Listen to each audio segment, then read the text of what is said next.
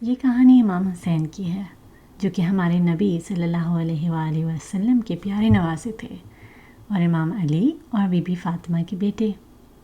وہ شہر مدینہ میں رہتے تھے اور اس شہر میں بہت امن تھا۔ چھوٹی سی عمر سے امام حسین بہت بہادر تھے۔ انہوں نے اپنے والد اور بھائی سے بہت سیکھا تھا اور ان کی وفات کے بعد انہیں امامت ملی تھی۔ سب امام حسین سے بہت محبت کرتے تھے اور ان کو بہت عزت دیتے تھے، کیونکہ وہ ہمیشہ سب کے لیے بہت اچھا سوچتے تھے اور ہمیشہ اچھائی کا ساتھ دیتے تھے۔ ایک دن ملک کے حکمران یزید نے امام حسین سے کہا کہ ان کو ایک خاص وعدہ کرنا پڑے گا۔ اس نے کہا کہ امام حسین اس سے وفاداری کا وعدہ کریں اور سب کو بتائیں کہ وہ یزید کا ساتھ دیتے ہیں۔ لیکن امام حسین کے لیے یہ کرنا بہت مشکل تھا، کیونکہ یزید ایک اچھا شخص نہیں تھا۔ وہ اپنے آپ کو مسلمان تو ضرور کہتا تھا، مگر اسلام کے احکامات پر بالکل عمل نہیں کرتا تھا۔ وہ اکثر بے گناہ لوگوں کو تکلیف پہنچاتا تھا اور کافی غلط اور حرام کام کرتا تھا۔ تو امام حسین جانتے تھے کہ یزید کے کام غلط ہیں اور جو لوگ غلط کام کرتے ہیں ان کا ساتھ دینا نہیں چاہیے۔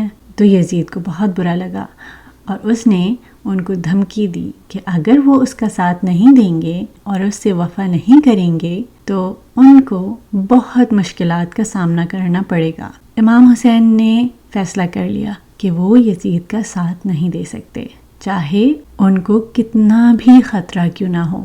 یزید سے وفاداری کا مطلب تھا کہ اس کی بری حرکتوں کو صحیح قرار دینا، جو کہ امام حسین کبھی نہیں کر سکتے تھے۔ ان کو اپنے نانا کا دین بچانا تھا، اس لیے امام حسین نے ایک بہت مشکل مگر بہت ضروری فیصلہ کر لیا۔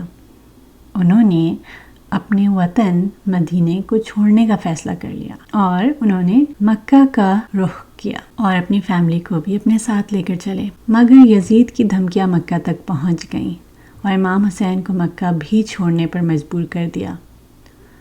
اب ان کا سفر بہت لمبا اور مشکل تھا۔ وہ گرمی اور تیز دھوپ کا سفر تھا، مگر ان کو اللہ پر بہت یقین تھا۔ ان کو پتہ تھا کہ وہ ایک اچھی مقصد کے لیے کھڑے ہیں۔ انہوں نے اپنا سفر جاری رکھا جب تک کہ وہ کربلا نہیں پہنچے۔ کربلا کی سرزمین پہ پہنچ کر انہوں نے قیام کیا اور خیمے لگا دیے، لیکن ان کی مشکلات ختم نہیں ہوئیں۔ وہاں یزید کے بھیجے ہوئے بڑے لشکر نے ان کو گھیر لیا اور یزید کے لشکر کی ظلم کی یہ حد تھی کہ انہوں نے قریب جو نہر بہہ رہی تھی اس پہ بھی پہرا لگا دیا کہ امام حسین کے خیموں تک پانی نہ پہنچے۔ امام حسین کے ساتھ چھوٹے بچے بھی تھے۔ اب سوچیں کہ جب گرمی کے دن آتے ہیں تو ہمیں کتنی پیاس لگتی ہے نا، مگر یزید کے لشکر میں سے کسی کو رحم نہیں آیا کہ چھوٹے بچوں کو پانی تک پہنچا دیں۔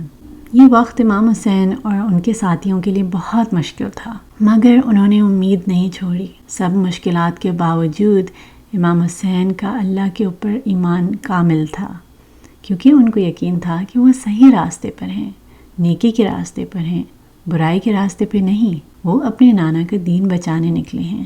اسلام ہمیں سکھاتا ہے کہ ہمیشہ سچائی کا ساتھ دینا چاہیے، ظلم اور ناانصافی کا نہیں۔ تو امام حسین کو معلوم تھا کہ اگر وہ یزید کا ساتھ دیتے تو لوگوں کا یقین سچائی اور انصاف کے اوپر سے اٹھ جاتا اور وہ اللہ کے احکامات سے بہت دور ہو جاتے۔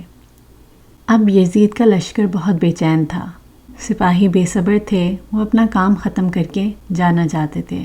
وہ اتنے بے صبر تھے کہ 9 محرم کو ہی جنگ شروع ہونے والی تھی، مگر امام حسین نے ایک رات کی مہلت مانگ لی۔ وہ عبادت الہی کرنا چاہتے تھے۔ اس رات امام حسین نے اپنے ساتھیوں کو بھی اکٹھا کیا۔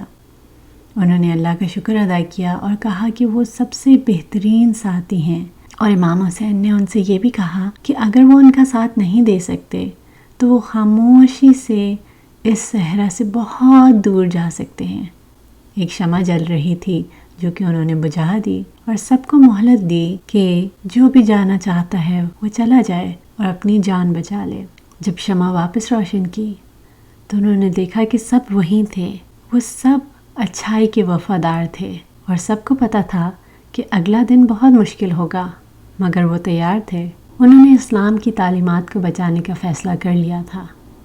اب سورج طلوع ہونے لگا تھا۔ ادھر امام حسین اور ان کے ساتھی عبادت میں مشغول تھے اور ادھر دشمن جنگ کی تیاری کر رہے تھے۔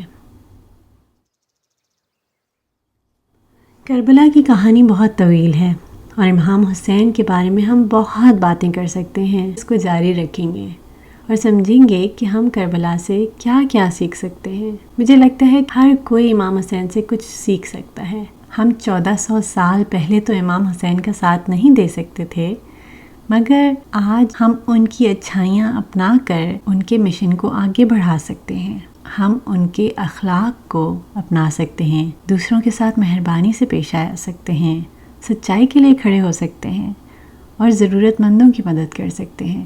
اور اگر ہم سے کوئی پوچھے کہ ہم نے اخلاق اور بہادری کہاں سے سیکھی، تو ہم بہت فخر سے انہیں بتا سکتے ہیں امام حسین کے بارے میں اور کربلا کی کہانی کے بارے میں۔